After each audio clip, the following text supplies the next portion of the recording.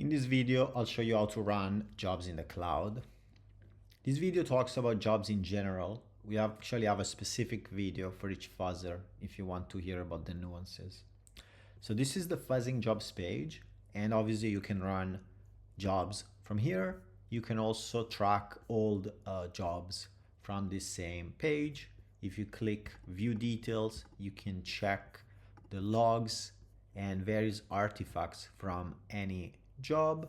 And then if you click on the view report, you can see a simplified report that you can also download as Markdown.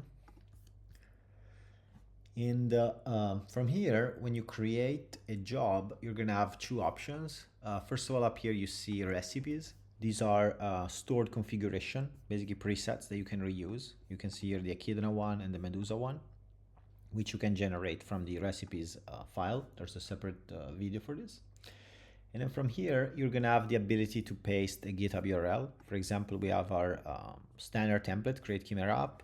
I can just copy the URL, paste it here, and it's gonna pre-fill the fields with the assumption that the default branch is main. Whereas if I paste the fully qualified URL, say this one with Fit Foundry Profiles, then we're also gonna add the correct branch for you. Next up, we have the directory, and this is where the runner will CD into before performing other commands. So if you have a nested directory or a nested repo, that's where you will CD into other parts of the code. Below here, we have the custom parameters for each fuzzer. I'm gonna talk about them in a separate video. And then you have the advanced configuration, which I also cover in separate videos. So at this point, we have the repo, we have the code, it's all set up. I can also add a label. And finally, I can run a job.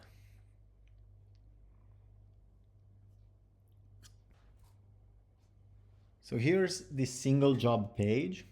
A job is gonna stream its logs as they progress. You can always check the full logs by clicking here on full logs, and they're gonna update every minute. As soon as our runner detects a broken property, it's gonna automatically generate a Foundry repro. You can see here that it says there's a broken property, and then if you open this, you'll see the repro, and you can customize the complexity of the repro here by just clicking these buttons. You can also copy it. And then from here, you can terminate a job at any time by clicking this button. It's gonna stop.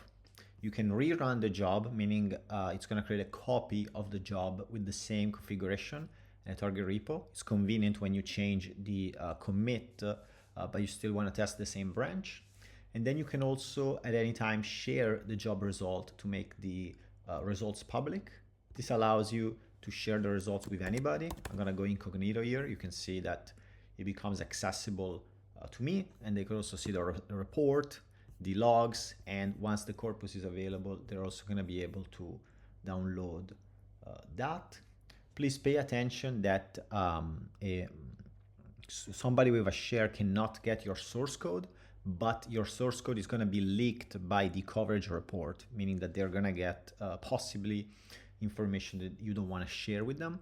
So be mindful of this. You can delete a share at any time here from the manage shares section of the settings page. And now that the job has terminated, I can also download the corpus as well as inspect the coverage report. You can see it here, you can open it in a new tab, and obviously you can download it as well. You just right click here and save.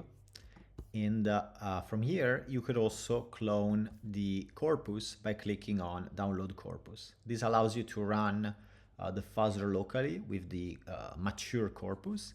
And then you can also reuse the corpus by just using the job ID. And we show you how to do that in another video.